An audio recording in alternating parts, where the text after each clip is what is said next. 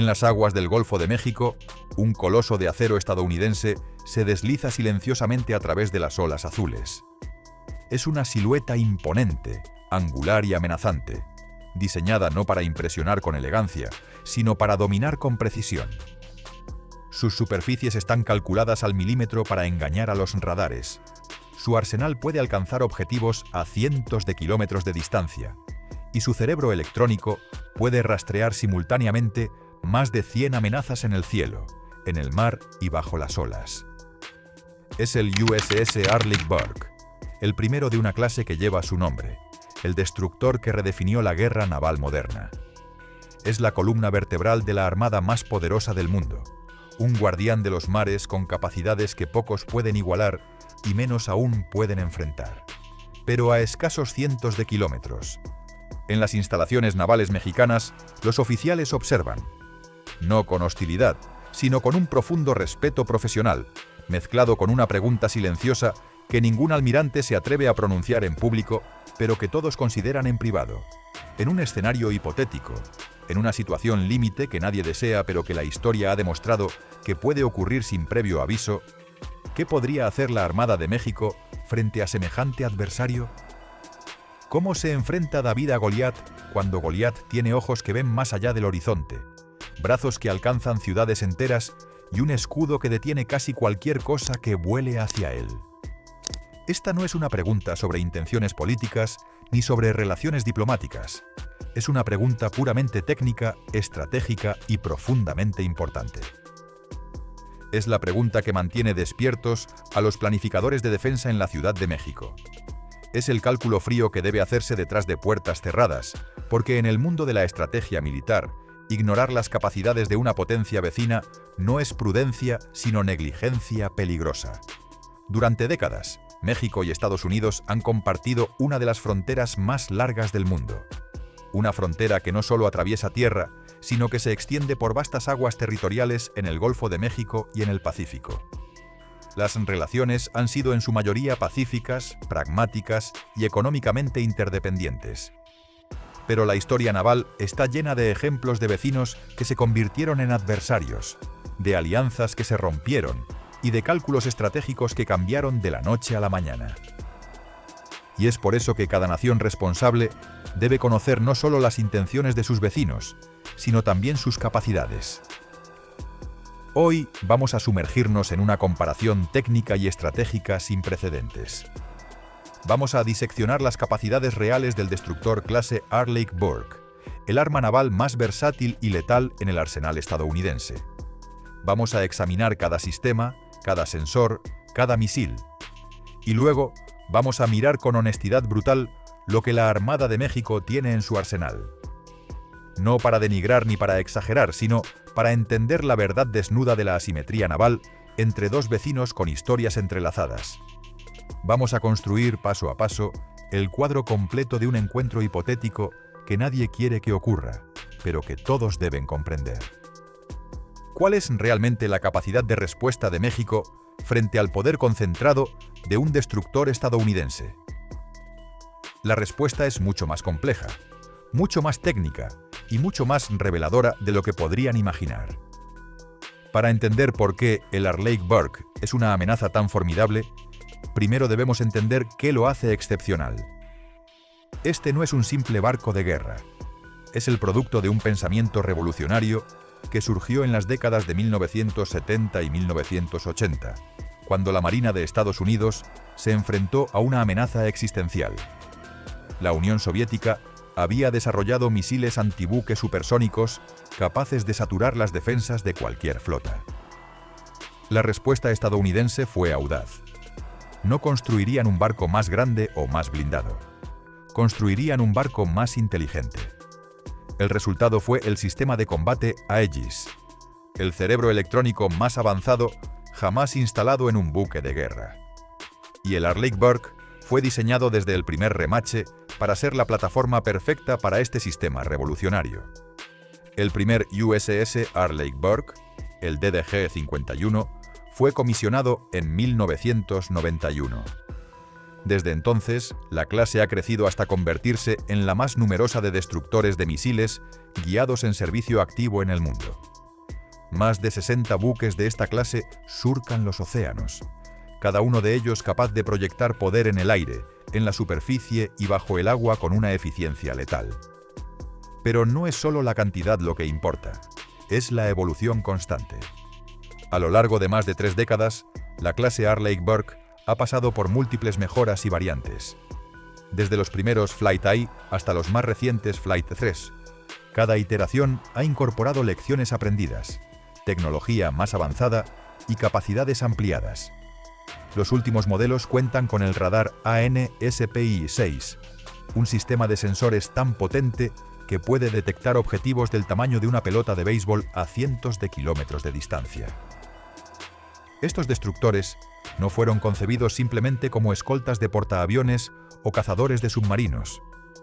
Fueron concebidos como plataformas multimisión, capaces de adaptarse a cualquier amenaza y de operar independientemente o como parte de un grupo de batalla. Son los cuchillos suizos de la guerra naval moderna, capaces de defenderse de ataques aéreos masivos, lanzar ataques de precisión contra objetivos terrestres a 1500 kilómetros de distancia, cazar submarinos enemigos en las profundidades y participar en operaciones de defensa antimisiles balísticos. Su diseño refleja una filosofía: la dominación a través de la superioridad en información y en alcance. Un Arleigh Burke puede ver más lejos, disparar más lejos y procesar más información que prácticamente cualquier adversario potencial en el mar. Y esta ventaja no es marginal, es abrumadora. La génesis del Arleigh Burke está profundamente arraigada en la Guerra Fría, en el temor a las flotas soviéticas armadas con misiles supersónicos que podían hundir un portaaviones antes de que sus defensas pudieran reaccionar. Pero su relevancia se ha extendido mucho más allá del colapso de la Unión Soviética. En la era moderna, estos destructores se han convertido en instrumentos de disuasión contra naciones emergentes con ambiciones regionales, en protectores de rutas comerciales vitales y en plataformas desde las cuales Estados Unidos puede proyectar su voluntad política en cualquier costa del mundo. Cada Arleigh Burke que navega cerca de las aguas territoriales de otra nación no es simplemente un barco, es un mensaje, es una declaración de capacidad, una advertencia silenciosa de que Estados Unidos puede, si lo desea, alcanzar prácticamente cualquier objetivo dentro de un radio de más de 1500 kilómetros desde ese buque. Es un recordatorio de que la soberanía marítima de cualquier nación costera existe en última instancia, porque la Marina de Estados Unidos permite que exista. Ahora bien, la historia de la Armada de México es radicalmente diferente. Es la historia de una nación con una vasta costa en 2 océanos, con responsabilidades de vigilancia en el Golfo de México, en el Caribe y en el Pacífico, pero con recursos limitados y prioridades terrestres que históricamente han eclipsado las necesidades navales. México no ha librado una guerra naval significativa desde el siglo XIX. Su enfoque naval ha estado tradicionalmente orientado hacia misiones de constabulario, patrullaje costero, interdicción de narcotráfico, búsqueda y rescate, y protección de recursos pesqueros y petroleros. No ha necesitado ni ha podido permitirse construir una armada de aguas azules capaz de proyectar poder lejos de sus costas o de enfrentarse a flotas de guerra de primera línea. Sus buques más grandes son fragatas ligeras y patrulleros oceánicos, diseñados para perseguir lanchas rápidas de narcotraficantes, no para enfrentarse a destructores equipados con sistemas de combate de miles de millones de dólares. Sus sistemas de armas son modestos en comparación con los estándares de las grandes potencias navales. Sus radares tienen alcances limitados. Su capacidad de proyectar fuerza más allá del horizonte visual es casi inexistente. Y quizás lo más importante, su doctrina naval no contempla el combate de alta intensidad contra un adversario tecnológicamente superior. No porque los marinos mexicanos carezcan de valentía o profesionalismo, que ciertamente no les falta, sino porque simplemente no han tenido la necesidad histórica ni los recursos para desarrollar esas capacidades. Sin embargo, esto no significa que la Armada de México sea irrelevante o incompetente. Dentro de su área de misión, ha demostrado ser efectiva, profesional y comprometida. Sus marinos conocen sus aguas mejor que nadie. Han desarrollado tácticas efectivas para el patrullaje costero y la interdicción de tráfico ilícito. Han construido relaciones sólidas de cooperación con la Guardia Costera de Estados Unidos y con otras armadas regionales. Pero cuando se trata de guerra naval convencional de alta intensidad contra un adversario con tecnología de primera línea, la brecha no es simplemente grande, es un abismo.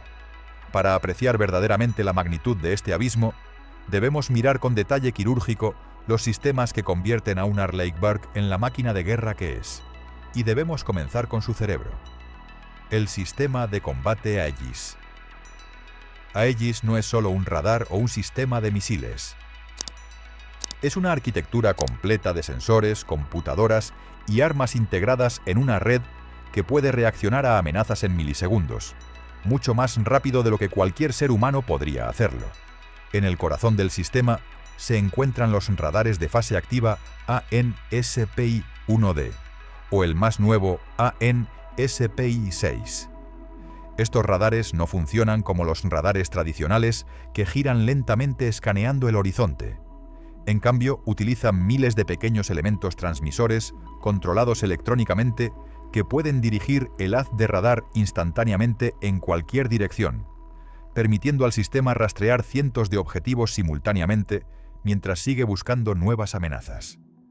El sistema puede diferenciar entre un avión de combate, un misil de crucero, un helicóptero o incluso distinguir entre tipos específicos de amenazas basándose en sus firmas radar.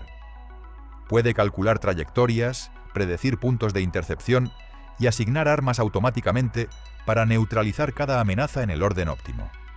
Esta capacidad de procesamiento es lo que convierte a un Arleigh Burke de un simple buque de guerra en una fortaleza flotante prácticamente impenetrable para ataques aéreos convencionales. El sistema puede gestionar amenazas que vengan desde múltiples direcciones simultáneamente, priorizando automáticamente las más peligrosas. Puede coordinar su respuesta con otros buques equipados con Aegis en la flota, creando una red de defensa integrada donde cada barco comparte información en tiempo real y actúa como parte de un organismo mayor. Esta capacidad de enlace de datos, conocida como Cooperative Engagement Capability, significa que un misil lanzado desde un Arleigh Burke puede ser guiado usando datos de radar de otro buque ubicado a 100 kilómetros de distancia, extendiendo efectivamente el alcance y la precisión de todo el grupo de batalla. Pero un cerebro brillante no sirve de nada sin brazos poderosos, y el Arleigh Burke tiene arsenales que harían palidecer a flotas enteras de generaciones anteriores. El corazón de su poder ofensivo y defensivo reside en sus sistemas de lanzamiento vertical Mark 41. Estos son silos modulares instalados en la cubierta del buque, 96 de ellos en total en los modelos Flight Zia, cada uno capaz de albergar diferentes tipos de misiles.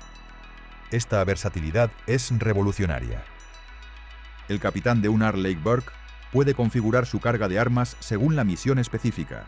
Más misiles antiaéreos si espera amenazas desde el cielo. Más misiles antibuque si se anticipa combate naval. O más misiles de ataque terrestre si la misión requiere bombardear objetivos costeros. Los misiles estándar SM-2 y SM-6 son los dientes del sistema de defensa aérea. El SM-2 es un misil de alcance medio, capaz de interceptar aeronaves y misiles enemigos a distancias de hasta 160 kilómetros. Pero es el SM-6 el que representa un salto cualitativo impresionante. Este misil no solo puede derribar aviones y misiles de crucero, sino que también posee capacidad antibuque y puede alcanzar objetivos a más de 240 kilómetros de distancia. Su sistema de guía dual, que combina radar activo y enlace de datos, le permite interceptar amenazas más allá del horizonte visual del buque lanzador, usando información de otros sensores en la red de batalla. En esencia, un Arleigh Burke puede eliminar amenazas que ni siquiera puede ver directamente, confiando en los datos proporcionados por aviones de patrulla, satélites u otros buques. Para amenazas balísticas, los modelos más recientes están equipados con el SM-3, un interceptor diseñado específicamente para destruir misiles balísticos en su fase media de vuelo, fuera de la atmósfera terrestre.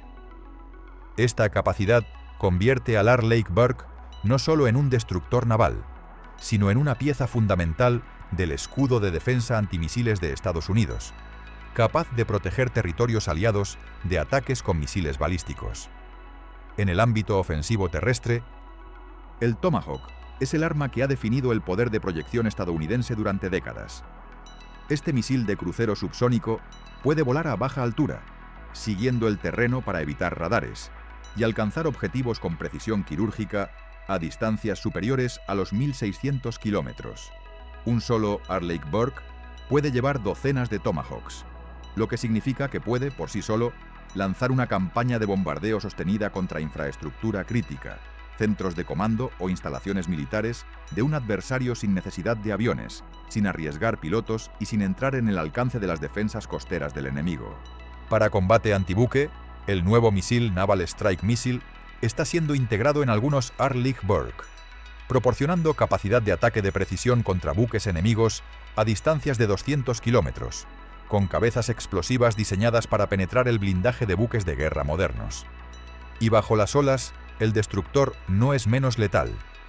Está equipado con 2 lanzadores de torpedos triple Mark 32, capaces de disparar torpedos ligeros Mark 46 o Mark 54, Mod 5 contra submarinos enemigos. Estos torpedos tienen sistemas de guía activa y pasiva, pudiendo buscar autónomamente a su presa incluso después de ser lanzados, ajustando su curso basándose en el ruido de las hélices del submarino objetivo. Esta combinación de sensores omniscientes y arsenales versátiles convierte a cada Arleigh Burke en lo que los analistas militares llaman una plataforma de dominación del área de batalla. No necesita acercarse peligrosamente al enemigo. Puede pararse a 200 kilómetros de distancia, detectar todo lo que se mueve en un radio de 300 kilómetros y eliminar selectivamente cualquier amenaza antes de que ésta pueda responder efectivamente. Es una filosofía de combate que privilegia el alcance, la información y la precisión sobre el coraje individual o las tácticas de acercamiento. Es la industrialización de la guerra naval, llevada a su expresión más refinada. Ahora debemos girar nuestra mirada hacia el otro lado de la ecuación. ¿Qué tiene México para responder a semejante concentración de poder? La respuesta requiere honestidad y contexto. La Armada de México opera actualmente una flota que incluye varias fragatas clase Durango, versiones mexicanas de la clase española Oaxaca, así como corbetas y patrulleros oceánicos. Su buque insignia moderno es probablemente la fragata ARM Independencia, una unidad tipo Sigma diseñada por astilleros holandeses, comisionada en 2014. Es un buque respetable para operaciones de patrullaje y presencia naval en tiempos de paz, con desplazamiento de 2.600 toneladas, capacidad para operar un helicóptero embarcado y armamento que incluye un cañón Otto Melara de 76 milímetros, sistemas de misiles superficie-aire de corto alcance y torpedos antisubmarinos. Comparado con los estándares regionales de armadas centroamericanas o sudamericanas, es un buque moderno y capaz. Pero comparado con un Arleigh Burke, la asimetría es brutal y evidente desde el primer vistazo. La fragata mexicana desplaza aproximadamente 2.600 toneladas, mientras que un Arleigh Burke desplaza más de 9.000 toneladas. El alcance de los sensores del buque mexicano es medido en decenas de kilómetros, mientras que el Aegis puede ver a cientos de kilómetros. El armamento de superficie de la fragata mexicana consiste principalmente en su cañón naval de 76 milímetros, efectivo contra embarcaciones pequeñas y objetivos costeros ligeros a distancias de menos de 15 kilómetros. El Arleigh Burke puede lanzar Tomahawks que alcanzan objetivos a más de 1.600 kilómetros. Si te gusta este análisis y quieres ver más contenido sobre tecnología naval y comparaciones militares, suscríbete al canal. Tu apoyo nos permite seguir investigando y trayéndote el contenido más detallado sobre las armadas del mundo. La defensa aérea de las fragatas mexicanas generalmente se limita a sistemas de misiles de muy corto alcance, como variantes del Mistral o sistemas similares con alcances efectivos de menos de 6 kilómetros, diseñados principalmente para autodefensa contra helicópteros o aviones que se acerquen peligrosamente. Estos sistemas son virtualmente inútiles contra misiles de crucero modernos que vuelan a baja altura y alta velocidad, y completamente incapaces de interceptar misiles balísticos. No existe una capacidad mexicana equivalente al sistema Aegis. No hay radares de largo alcance capaces de gestionar múltiples amenazas simultáneas. No hay sistemas de combate integrados que puedan coordinar respuestas automáticas en milisegundos. En términos de guerra antisubmarina, la Armada de México opera algunos helicópteros con capacidad para desplegar torpedos ligeros y tiene torpedos embarcados en sus fragatas, pero carece de los sofisticados sonares de profundidad variable, los sistemas de procesamiento acústico avanzado y la red de boyas sonoboyas que permiten a un Arleigh Burke detectar y rastrear submarinos enemigos en vastas áreas oceánicas. La capacidad de ataque terrestre de largo alcance de México es, para propósitos prácticos, inexistente. No posee misiles de crucero de largo alcance. Sus buques pueden bombardear objetivos costeros solo con sus cañones navales, lo que requiere acercarse peligrosamente a la costa, dentro del alcance de defensas terrestres, para entregar fuego efectivo. Esta limitación no es un defecto de diseño ni incompetencia. Es simplemente el resultado de décadas de prioridades diferentes y presupuestos limitados destinados principalmente a misiones de seguridad interna y patrullaje antidroga. El presupuesto anual de defensa de México ronda los 7.000 millones de dólares en total, de los cuales solo una fracción se destina a la Armada. Para poner esto en perspectiva, el costo de construcción de un solo destructor Arleigh Burke Flight Intercept supera los 2.000 millones de dólares, sin contar los sistemas de armas, el entrenamiento de tripulación y los costos operativos anuales. Estados Unidos opera más de 60 de estos destructores. La matemática es implacable. La Armada de México no tiene ni puede tener en el futuro previsible los recursos para competir en el mismo nivel tecnológico. Pero más allá del hardware, existe la cuestión del software humano y la experiencia operativa. La Marina de Estados Unidos ha estado refinando las tácticas de guerra naval de alta intensidad durante más de un siglo. Sus tripulaciones entrenan constantemente en ejercicios de combate realistas, simulando enfrentamientos con adversarios tecnológicamente avanzados. Los oficiales de guerra electrónica de un Arleigh Burke han estudiado las firmas electromagnéticas de docenas de sistemas de armas enemigos.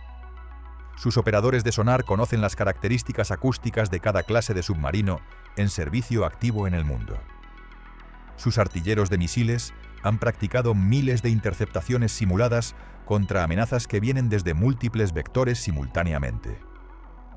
Este conocimiento institucional, acumulado a través de décadas de operaciones globales y conflictos reales, es una ventaja intangible pero absolutamente crítica. La tripulación mexicana, por muy profesional y dedicada que sea, simplemente no ha tenido la oportunidad de desarrollar experiencia comparable en combate naval de alta intensidad porque México no ha participado en ese tipo de conflictos en tiempos modernos. Sus entrenamientos se centran en interdicción de narcotráfico, operaciones de búsqueda y rescate y patrullaje de zona económica exclusiva. Son excelentes en esas misiones, pero esas habilidades no se traducen directamente en la capacidad de coordinar ataques con misiles de largo alcance, gestionar defensas aéreas en capas múltiples contra amenazas supersónicas o ejecutar tácticas antisubmarinas complejas contra submarinos nucleares silenciosos. La brecha en entrenamiento y experiencia es, en muchos sentidos, tan significativa como la brecha en tecnología. Entonces, con esta comprensión clara de las capacidades de ambos lados, debemos ahora enfrentar la pregunta central que ha estado implícita desde el principio. En un escenario hipotético de conflicto, un escenario que nadie desea, pero que los planificadores militares deben considerar, ¿qué opciones tendría realmente México frente a un destructor clase Arleigh Burke operando en el Golfo de México o frente a sus costas del Pacífico? La respuesta corta y brutal es: muy pocas opciones convencionales efectivas. En un enfrentamiento directo barco contra barco en aguas abiertas, el resultado estaría prácticamente predeterminado. El Arleigh Burke detectaría a las fragatas mexicanas mucho antes de que éstas pudieran detectarlo a él, gracias a su radar superior y sus sistemas de guerra electrónica avanzados. Podría lanzar misiles antibuque desde distancias de 200 kilómetros, mucho más allá del alcance efectivo de cualquier arma embarcada en los buques mexicanos. las fragatas mexicanas intentarían maniobrar, lanzar contramedidas electrónicas si las tuvieran disponibles. Pero la realidad es que sus sistemas de defensa de punto de muy corto alcance tendrían dificultades extremas para interceptar misiles modernos que se aproximan a velocidades supersónicas y desde múltiples ángulos. En cuestión de minutos, los buques mexicanos estarían severamente dañados o hundidos, sin haber tenido la oportunidad de disparar un solo tiro efectivo contra su atacante. Este escenario no es una exageración ni una fantasía de supremacía tecnológica. Es simplemente la realidad de las capacidades asimétricas.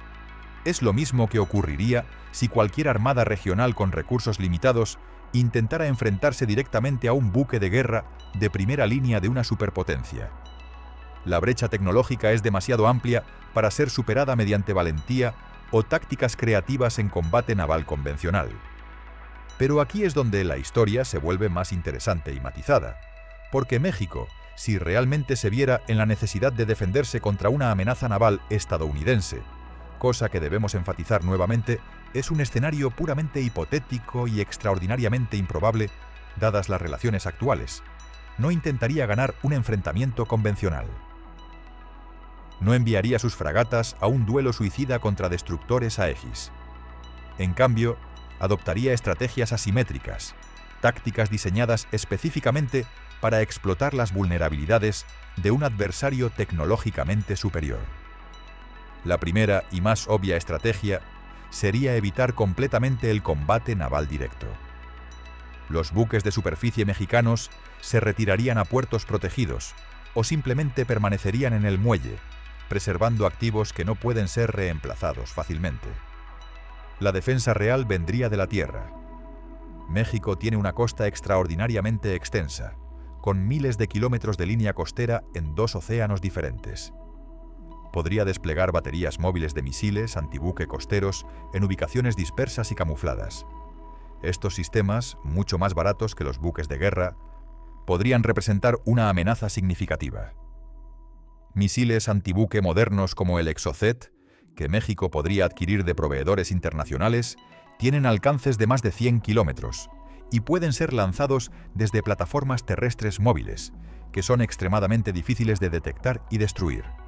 Un Arleigh Burke, que opera cerca de la costa mexicana, tendría que enfrentar la posibilidad de ataques con misiles desde múltiples ubicaciones terrestres, algunas de las cuales podrían estar escondidas entre la población civil o en terreno montañoso difícil de vigilar.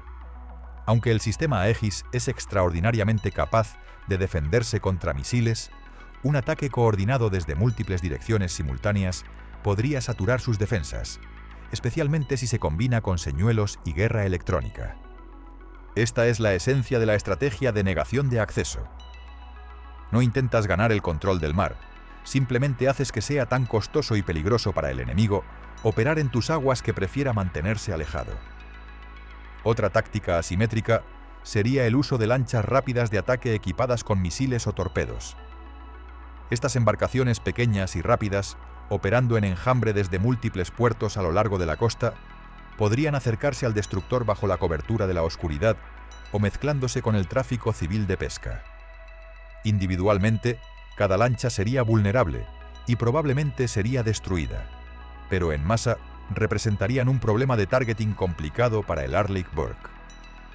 El sistema Aegis está optimizado para amenazas de alta velocidad como misiles y aviones, no necesariamente para decenas de objetivos pequeños y lentos que se acercan desde diferentes direcciones.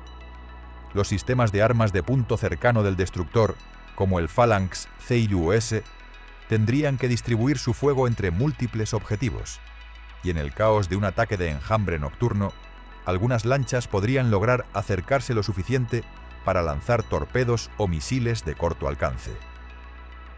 Esta táctica de enjambre es precisamente la que países como Irán han desarrollado en el estrecho de Hormuz, reconociendo que no pueden ganar superioridad naval convencional, pero sí pueden hacer que las operaciones navales enemigas sean costosas y arriesgadas. Además, México podría emplear minas marinas en sus propias aguas territoriales y enfoques portuarios. Las minas son armas baratas, efectivas y extremadamente difíciles de contrarrestar. Un campo minado bien colocado puede negar el acceso a áreas enteras del océano, obligando a los buques enemigos a reducir velocidad, permanecer en canales predecibles donde son más vulnerables, o dedicar recursos significativos a operaciones de dragado de minas que son lentas, peligrosas y consumen tiempo. Un Arleigh Burke, por muy avanzado que sea, puede ser hundido o gravemente dañado por una mina que cuesta una fracción del 1% de lo que vale el destructor. Las minas marinas modernas pueden ser extremadamente sofisticadas, equipadas con sensores acústicos y magnéticos que les permiten distinguir entre diferentes tipos de buques y detonar solo cuando un objetivo valioso pasa cerca. México podría literalmente cerrar sus propios puertos y aguas costeras mediante minado defensivo, convirtiendo lo que debería ser una zona de operaciones relativamente segura para la Marina estadounidense en un campo de batalla submarino lleno de peligros ocultos. Otra dimensión crítica sería el uso de submarinos, aunque aquí las opciones de México son extremadamente limitadas, dado que no opera submarinos en la actualidad. Sin embargo, en un escenario hipotético de escalada prolongada con tiempo de preparación, México podría intentar adquirir submarinos diésel eléctricos de proveedores internacionales. Los submarinos convencionales modernos, cuando operan en aguas costeras que conocen bien, pueden ser extraordinariamente difíciles de detectar. Un submarino diésel quieto en el fondo marino, con todos sus sistemas apagados excepto los pasivos de escucha, es casi invisible para los sonares activos. Podría esperar pacientemente en rutas de tránsito conocidas, y cuando un Arleigh Burke pase cerca, lanzar un ataque con torpedos de alta velocidad desde corta distancia. Aunque el destructor estadounidense tiene capacidades antisubmarinas formidables, la detección de submarinos en aguas costeras poco profundas y ruidosas es notoriamente difícil. Las corrientes, la vida marina, los barcos mercantes y la topografía submarina compleja crean un ambiente acústico caótico, donde incluso los mejores sonares tienen dificultades. Un submarino bien comandado, operando en defensa de sus propias aguas, tiene ventajas significativas sobre un buque de superficie que debe operar en territorio enemigo desconocido. Pero quizás la estrategia asimétrica más efectiva de todas sería no intentar hundir al Arleigh Burke en absoluto, sino convertirlo en irrelevante. México podría enfocarse en atacar la infraestructura logística que sostiene las operaciones navales estadounidenses en la región. Sin bases cercanas para reabastecimiento, reparación y rearmamiento, incluso el destructor más poderoso eventualmente debe retirarse. Si las instalaciones navales estadounidenses en la región fueran puestas fuera de servicio mediante sabotaje, ataques con misiles de largo alcance lanzados desde territorio mexicano o mediante operaciones de fuerzas especiales, la capacidad de Estados Unidos para sostener operaciones navales cerca de las costas mexicanas se vería seriamente comprometida. Un Arleigh Burke consume enormes cantidades de combustible, repuestos y municiones. Necesita puertos seguros para mantenimiento periódico. Sin esa infraestructura de apoyo cercana, su efectividad operativa disminuye dramáticamente. Esta estrategia reconoce una verdad fundamental de la guerra moderna. No siempre es necesario destruir las armas del enemigo si puedes destruir su capacidad para usar esas armas de manera sostenida. Además, México tiene un activo estratégico que a menudo se subestima: información y conocimiento del terreno. Los marinos mexicanos conocen sus propias aguas con una intimidad que ningún adversario extranjero puede igualar. Conocen cada banco de arena, cada corriente submarina, cada patrón de tráfico marítimo civil. Conocen los patrones climáticos locales, los mejores lugares para ocultar embarcaciones pequeñas y las rutas más probables que un buque enemigo tomaría. Esta familiaridad con el entorno operativo es una ventaja táctica real que puede ser explotada. Pueden establecer emboscadas en los lugares más ventajosos. Pueden usar el conocimiento local para evitar la detección. Y pueden operar efectivamente en condiciones en las que un adversario extranjero tendría dificultades. También existe la dimensión de la guerra de información y percepción. En un conflicto moderno, especialmente uno entre vecinos con vínculos económicos profundos y millones de ciudadanos del otro lado viviendo en cada país, la narrativa pública y la opinión internacional importan enormemente. México podría trabajar para presentar cualquier acción militar estadounidense como agresión injustificada contra una nación vecina más pequeña, buscando generar presión diplomática internacional y costos políticos domésticos en Estados Unidos que hicieran insostenible la continuación de operaciones militares. Las imágenes de un destructor estadounidense de alta tecnología bombardeando infraestructura mexicana o hundiendo buques de una armada claramente inferior jugarían mal en la opinión pública mundial y podrían generar fractura en las alianzas de Estados Unidos. Esta dimensión de la guerra no se libra con misiles y torpedos, sino con cámaras, redes sociales y diplomacia, pero no es menos importante por ello. Sin embargo, debemos ser brutalmente honestos sobre las limitaciones de todas estas estrategias asimétricas. Ninguna de ellas cambia el hecho fundamental de que México no puede ganar un conflicto militar prolongado contra Estados Unidos. Las estrategias asimétricas pueden infligir costos. Pueden hacer que las operaciones sean más difíciles y peligrosas. Pueden comprar tiempo, pero no pueden cambiar la correlación fundamental de fuerzas. Estados Unidos tiene una profundidad estratégica masiva. Puede absorber pérdidas que serían catastróficas para México, puede traer recursos adicionales desde todo el país y desde bases globales, y puede sostener operaciones a una escala que México simplemente no puede igualar. Un Arleigh Burke hundido o dañado sería reemplazado por dos más. Una base destruida sería reconstruida o sustituida por otra. México, por otro lado, no puede reemplazar fácilmente sus limitados activos navales, y su capacidad industrial para producir armas avanzadas es limitada. La dura realidad es que la asimetría no es solo tecnológica, es también económica, industrial y demográfica. Estados Unidos tiene una economía casi 20 veces más grande que la de México, una base industrial de defensa que es la más avanzada del mundo, y capacidad de movilización que México no puede comenzar a igualar. En un conflicto prolongado de desgaste, no hay un escenario realista en el que México prevalezca militarmente. Las estrategias asimétricas pueden aumentar el costo de la agresión, pueden hacer que la victoria sea más cara y más lenta, pero no pueden evitarla si Estados Unidos está dispuesto a pagar el precio. Esta es la cruel aritmética de la guerra entre potencias desiguales.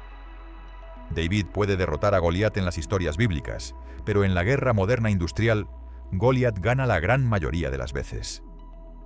Entonces, ¿qué significa todo esto para México en términos prácticos de planificación de defensa? Significa que la Armada de México debe aceptar una verdad incómoda. No puede aspirar a igualar o contrarrestar directamente las capacidades de la Marina de Estados Unidos, ni en el corto ni en el mediano plazo. Los recursos simplemente no están disponibles, y las prioridades nacionales de México están legítimamente enfocadas en desafíos de seguridad interna, desarrollo económico y servicios sociales. Pero esto no significa que México deba abandonar completamente sus capacidades navales o resignarse a la irrelevancia marítima. Significa que debe ser inteligente, selectivo y realista sobre qué capacidades desarrolla y para qué propósitos. La doctrina naval mexicana debe enfocarse en lo que los estrategas llaman negación en lugar de control. No se trata de controlar los mares o proyectar poder lejos de las costas mexicanas, sino de negar a un adversario potencial la capacidad de usar las aguas mexicanas libremente y sin costo. Esto significa inversión en sistemas de defensa costera móviles, en capacidades de minado marítimo, en sistemas de vigilancia marítima que puedan detectar y rastrear buques enemigos en las aguas territoriales, y en la construcción de resiliencia en la infraestructura de comando y control para que pueda sobrevivir a ataques iniciales y continuar coordinando operaciones defensivas. Significa desarrollar doctrinas y entrenamientos específicos para guerra asimétrica en el entorno marítimo, aprendiendo de las tácticas empleadas por otras naciones que han enfrentado adversarios tecnológicamente superiores. También significa inversión en capacidades duales, que tienen valor tanto en tiempos de paz como en conflicto. Mejor vigilancia marítima no solo ayuda a detectar amenazas militares potenciales, sino que también mejora la capacidad de México para combatir el tráfico de drogas, proteger sus recursos pesqueros y petroleros y responder a emergencias marítimas. Sistemas de comunicación y comando más robustos benefician todas las operaciones navales, no solo las militares. Helicópteros con capacidad antisubmarina también pueden realizar búsqueda y rescate. Esta es una estrategia de defensa inteligente para una nación con recursos limitados.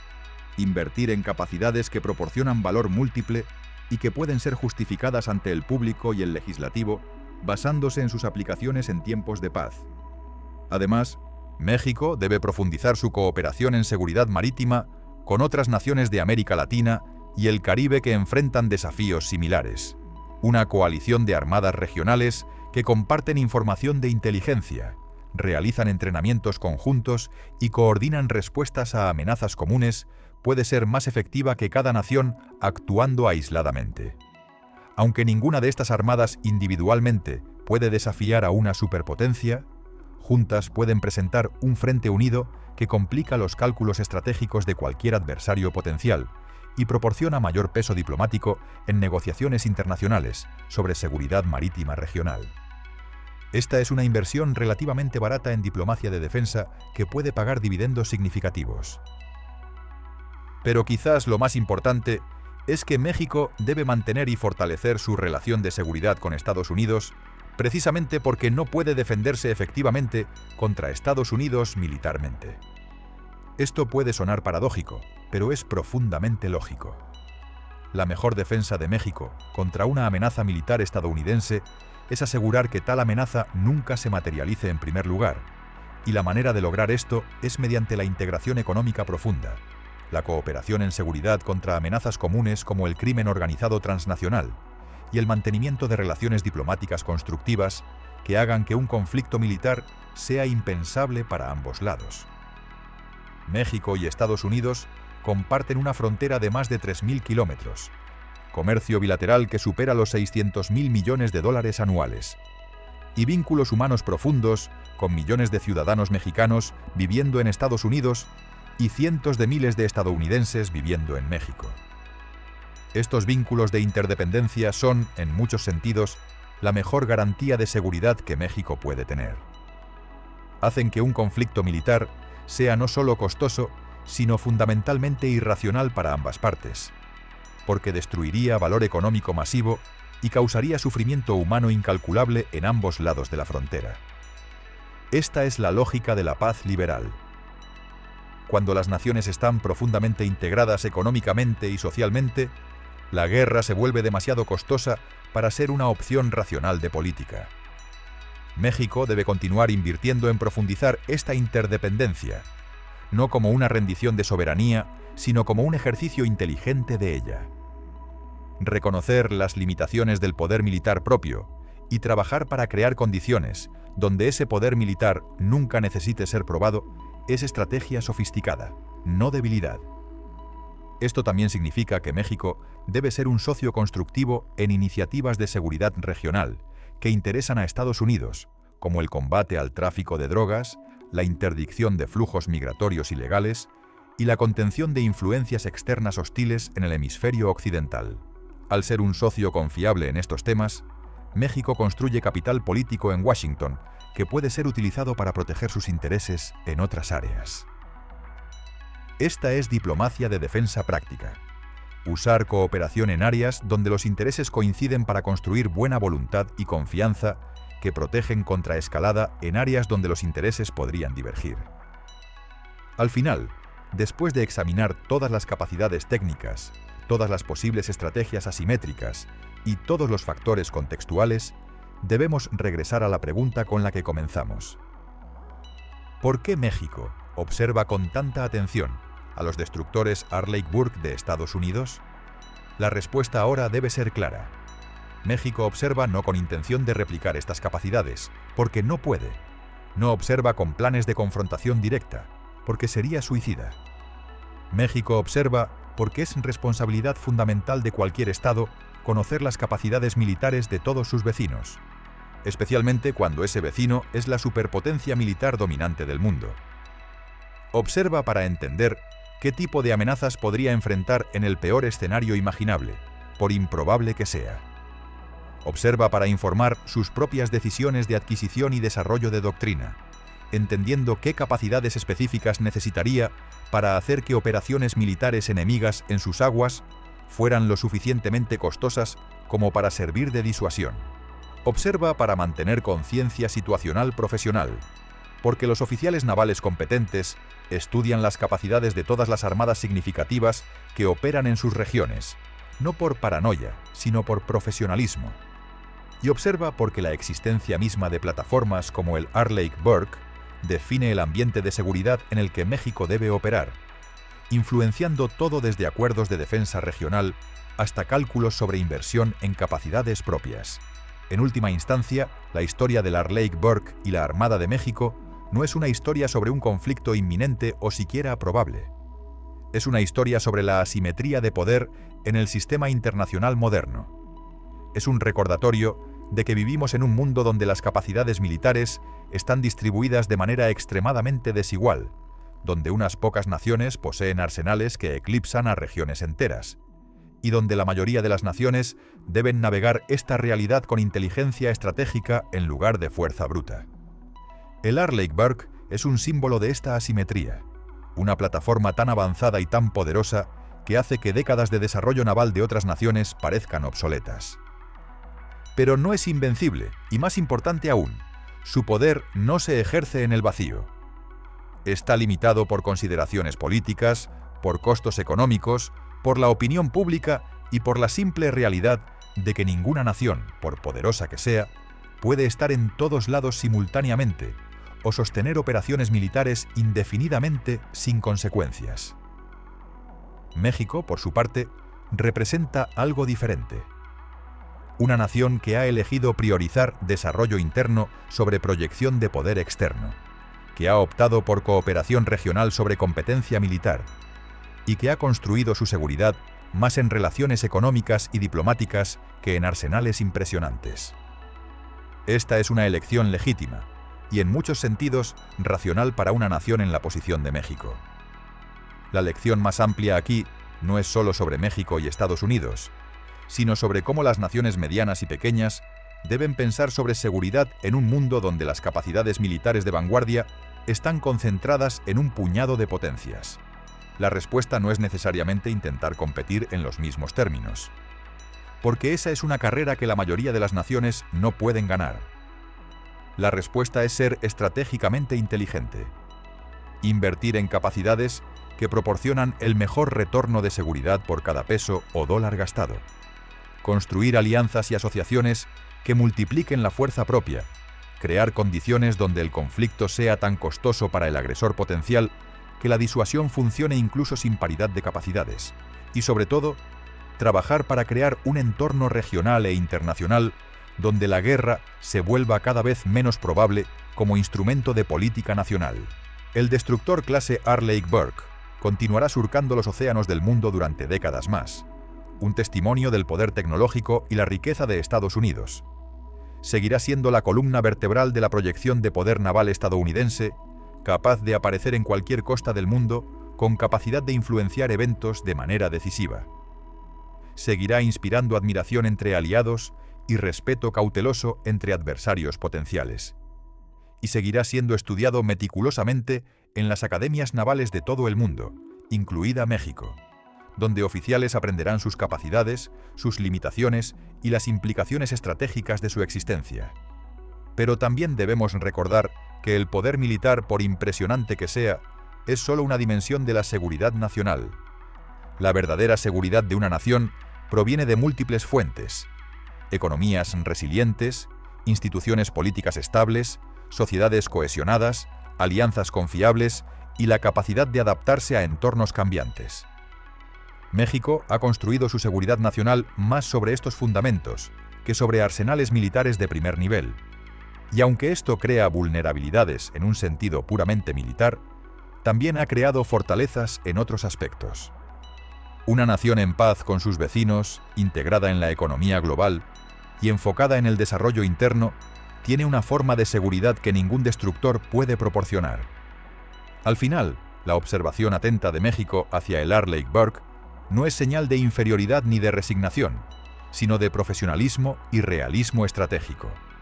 Es el reconocimiento de que el mundo es como es, no como nos gustaría que fuera, y que la planificación de defensa efectiva debe comenzar con una evaluación honesta de las capacidades propias y ajenas.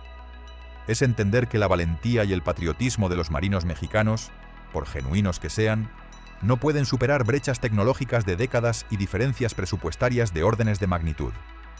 Pero también es entender que la seguridad nacional no se mide solo en tonelaje de buques o alcance de misiles, sino en la habilidad de proteger los intereses vitales de la nación usando todos los instrumentos disponibles, militares, diplomáticos, económicos e informativos. La relación entre el poder del Arleigh Burke y las capacidades de la Armada de México es, en microcosmos, la historia de las relaciones internacionales en el siglo XXI. Es una historia de asimetrías, de adaptación inteligente a realidades desfavorables, de la búsqueda constante de ventajas en los márgenes cuando las ventajas directas son inalcanzables. Es una historia que se repite en diferentes formas en todo el mundo, desde el mar de China Meridional hasta el Golfo Pérsico, donde naciones más pequeñas deben encontrar maneras de proteger sus intereses frente a adversarios potenciales mucho más poderosos. Y es una historia que continuará desarrollándose en las décadas venideras, a medida que la tecnología evolucione, las alianzas cambien y nuevos desafíos de seguridad emerjan en un mundo cada vez más complejo e interconectado. Para los observadores y analistas de seguridad naval, este caso de estudio ofrece lecciones valiosas. Nos recuerda que la tecnología militar avanzada es extraordinariamente efectiva contra adversarios que intentan luchar en los mismos términos, pero puede ser frustrada o al menos complicada por adversarios que eligen no jugar según las mismas reglas. Nos enseña que la disuasión no requiere necesariamente paridad de capacidades, sino solo la habilidad de hacer que el costo de la agresión sea lo suficientemente alto como para que no valga la pena. Nos muestra que la geografía, el conocimiento local y la voluntad de aceptar costos asimétricos pueden nivelar parcialmente campos de batalla que parecen irremediablemente desequilibrados en términos de capacidades puras. Y nos recuerda que, en última instancia, las guerras no se libran en hojas de cálculo de especificaciones técnicas, sino en el mundo real complicado de política, percepción pública, logística, resistencia moral y una docena de otros factores que no aparecen en los manuales técnicos de sistemas de armas. La próxima vez que veas imágenes de un destructor, clase Arleigh Burke, navegando con su silueta distintiva y amenazante, recuerda que no estás viendo solo un barco. Estás viendo la cristalización de décadas de inversión en investigación y desarrollo, de experiencia operativa ganada en conflictos reales, de decisiones presupuestarias que priorizaron capacidad militar sobre otras necesidades nacionales, y de una doctrina estratégica que ve el control de los océanos como fundamental para la seguridad nacional. Estás viendo poder proyectado en forma de acero y electrónica. Pero también recuerda que ese poder, por impresionante que sea, opera dentro de un contexto más amplio de relaciones internacionales, consideraciones económicas y limitaciones políticas que ningún sistema de armas puede superar por sí solo. El Arleigh Burke es poderoso, pero no omnipotente. Es formidable, pero no invencible. Y su existencia, en lugar de hacer que la defensa sea imposible para naciones más pequeñas, simplemente redefine los términos en los que esa defensa debe ser pensada y ejecutada. México continuará observando, continuará aprendiendo y continuará adaptando sus propias capacidades y estrategias a la luz de lo que observa. Y en ese proceso de observación y adaptación constante reside una forma de resiliencia estratégica que, aunque diferente del poder bruto, no es menos importante para la supervivencia y prosperidad nacional en el complejo tablero de ajedrez de la seguridad internacional del siglo XXI.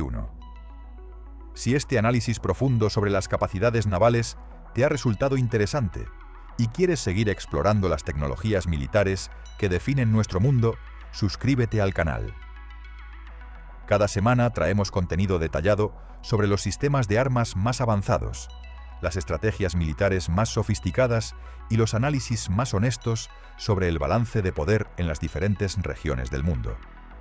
Tu apoyo hace posible que continuemos investigando y produciendo este contenido de calidad.